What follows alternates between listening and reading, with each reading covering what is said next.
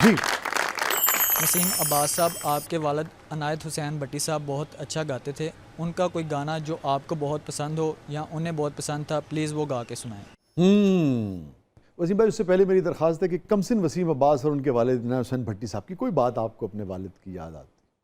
मैं आपको अभी पहले तो हाल ही की एक बात ज़रूर बताना चाहूँगा कि जब मैं बीमार हुआ, अभी पिछले मैंने बताया कि मैं कुछ अरसा अपनी सर्जरी के बाद मैं बेड पे था, तो मेरे वालिद मुझे बहुत याद आते हैं। वैसे ही बहुत ही ज़्यादा याद आते हैं, इसलिए कि उन्होंने इतनी शफकत की हुई है, इस कदर मोहब्बत की हुई है कि मैं 2 दिन फूट फूट के बच्चों की तरह रोता रहा।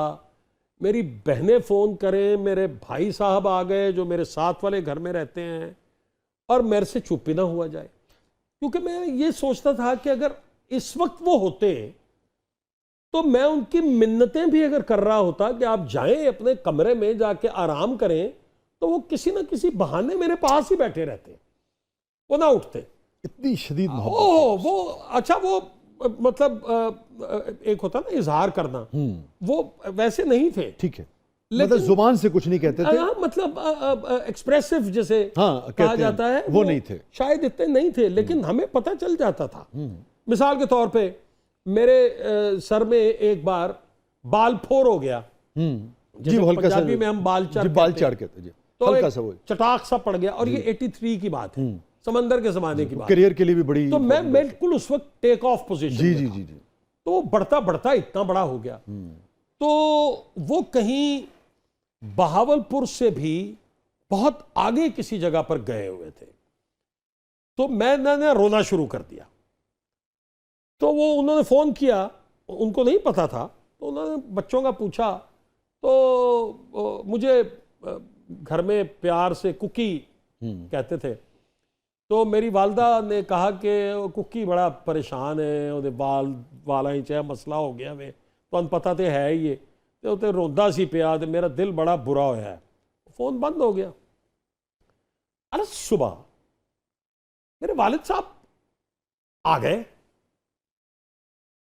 और उनके हाथ में एक दवाई थी, तो उन्होंने कहा यार फलां वो उत्थे मैं पूछा, तो उन्होंने कहा कि जी फलां हकीम जिहड़ा एदी दवाई है, इस्तेमाल करो तो बिल्कुल बिल्कुल ठीक हो जाएगा। तो मैंने कहा कि आप तो गए हुए थे 4-5 दिन के लिए, तो उन्होंने ये नहीं बताया कि मैं सिर्फ इसलिए वापस आया हूँ। और बहावलपुर उस जमाने में 8-10-12 घंटे का होगा, बहुत लंबा सफर था शाह साहब। तो मतलब लेकिन मुझे पता चल गया कि इन्हें अम्मी ने बताया है और ये परेशान हो गए हैं। रातों रात उन्होंने सफ़र किया, वो आ गए और थोड़ी देर उन्होंने आराम किया और फिर वापस चले गए, जबकि मुझसे वो ये कह रहे हैं कि नहीं, मेरा तो काम मुक गया सी उथे, वो जरा कम सी, मैं वो खास ऐसे लिए नहीं आया, क्या ग्रेस है, वो ख़त्म हो गया सी। तो उनकी यादों की क्या बात करते हैं, वो जो ज़िंदगी उन्होंने हमें दी, वो एक बहुत अजीम, बहुत मोहब्बत करने वाला और बहुत बड़े दिल वाला बाप कर सकता है। आम आदमी के बस की बात नहीं। शायद सारे वालिदैन ऐसे ही हों, मैं तो अपने वालिद का तजुर्बा ही बता सकता हूँ। और he was a great father। कुछ सुना दीजिए फिर भट्टी साहब को। अच्छा जी, अब उनका सुनाना बहुत मुश्किल है। तो आप ही के प्रोग्राम में इत्तफाक से मैंने ताज़िया मंजूर बीबीसी के मुंह से सुना, और ये उनका बड़ापन है, मैं सलाम पेश करता हूँ उन्हें कि उन्होंने ये सारी बातें की। उन्होंने इतनी सारी बातें की जो कि यकीन मानिए मेरे इल्म में भी नहीं थी। मेरे इल्म में मुझे एक बात याद है कि मैं एक सिनेमा में फिल्म देख रहा था, तो उसी रॉ में शाजिया बैठी हुई थी, तो वो चल के मेरे पास आई, वालिद साहब का इंतकाल हो चुका हुआ था, तो वो कहने लगी कि मैं आपसे माफ़ी मांगने आई हूँ। तो मैंने कहा क्यों, आप क्यों माफ़ी मांग रही हैं? तो उन्होंने कहा कि वो गा रही हूँ गाना उनका, तो मैंने कहा आप माफ़ी नहीं, खुदारा आप ये फिल्म ख़त्म हो तो आप मेरे साथ चलिए, मैं आपको खाना खिलाऊं। मैं तो आपका शुक्रगुजार हूं कि आपने जिंदा रखा हुआ है। वाह वाह वाह। तो वही थोड़ा सा गुनगुना देता। हाँ, क्या कहने। ओ चन्न मेरे मखना, ओ चन्न मेरे मखना के हंस के एक पल इधर तकना के नजरा रस नहना दा चखना। चन्न मेरे मखना, ओ चन्न मेरे मखना हो, किसे दिया लाल गुलाबी बुलियां में सदके। वाह।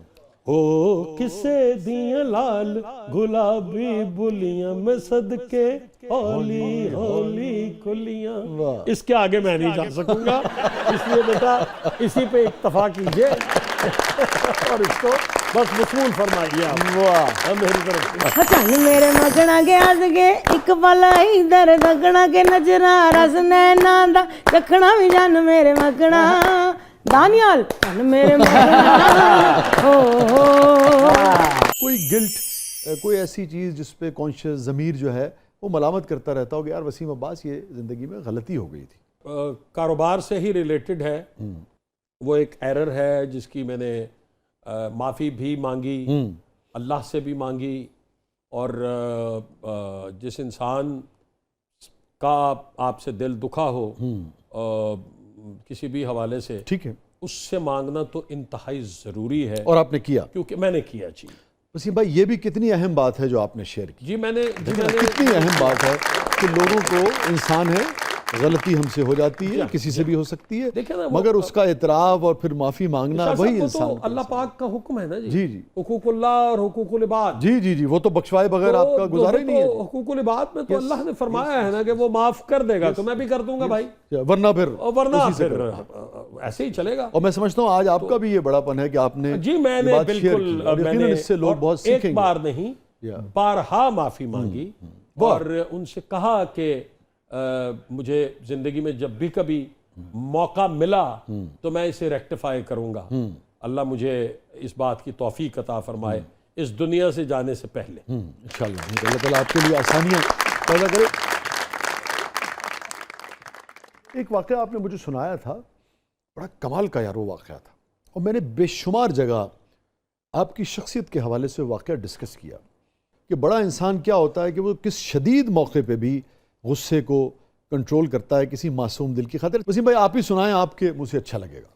पहले तो मैं आपको इस बात की दाद देना चाहूँगा कि आपने ये वाक़या याद रखा और इसे और लोगों को भी सुनाया।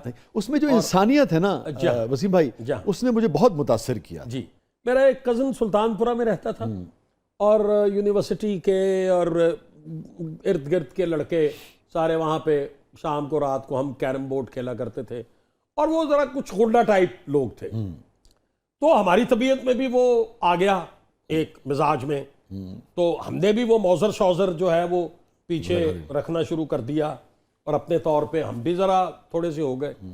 तो उसमें ये होता था कि लोग कभी आके कहते थे यार फलां मेरे पैसे नहीं दे रहा, तो हम कहते थे यार हम दिलवा देते हैं, पटिया है ना।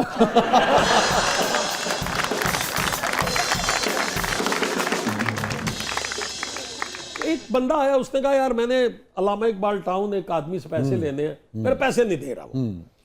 तो सच्ची बात यह है कि मैं कोई I was not a gangster, मगर जवानी ये वो अच्छा लग रहा था, यस, लेकिन वो सारे बड़ा मोहब्बत करते थे, इज्जत करते थे, वो थे बाकायदा तौर पे इस तरह के। तो उन्होंने कहा चलो पढ़ो गड्डी तो चलने हैं, तुसी पट्टी थी और डंडी पट्टी है। हाँ जी, हम पहुंच गए जी अल्लामा इकबाल टाउन, उसके घर।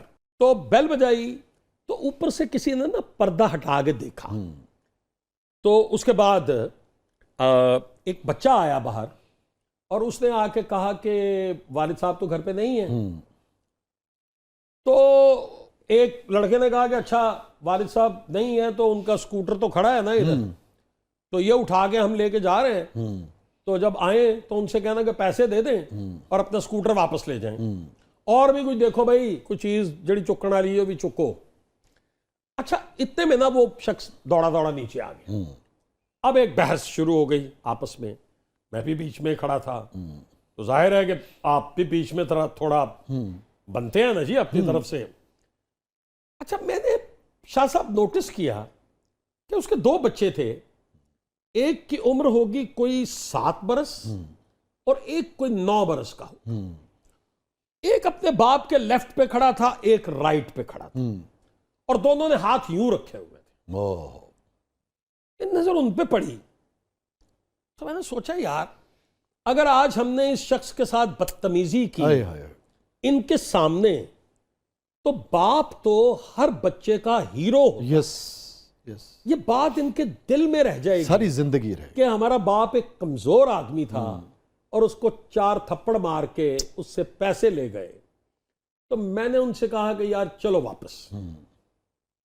तो वो मेरी इज्जत करते थे, मोहब्बत थी उनकी, हालांकि मुझसे तगड़े लोग थे वो। तो उन्होंने मेरी बात मानी और चले आए। जब वापस पहुंचे तो उन्होंने कहा, यार क्यों तुमने ये फैसला किया? मैंने कहा, देखो यार, उन बच्चों के दिल में अगर ये बात आ जाती ना, तो सारी जिंदगी उनका कॉन्फिडेंस जो है वो 0 हो जाना था, और उनका बाप उनकी नजर में हीरो ना रहता, वो गिर जाता, वो एक कमजोर आदमी उनकी नजरों में हो जाता। तो भाई, आज के बाद मैं इस काम में शामिल नहीं हूं। कैरम खेलने में जरूर आया करूंगा, इस तरह की किसी हरकत में मैं नहीं आऊंगा। क्या कहने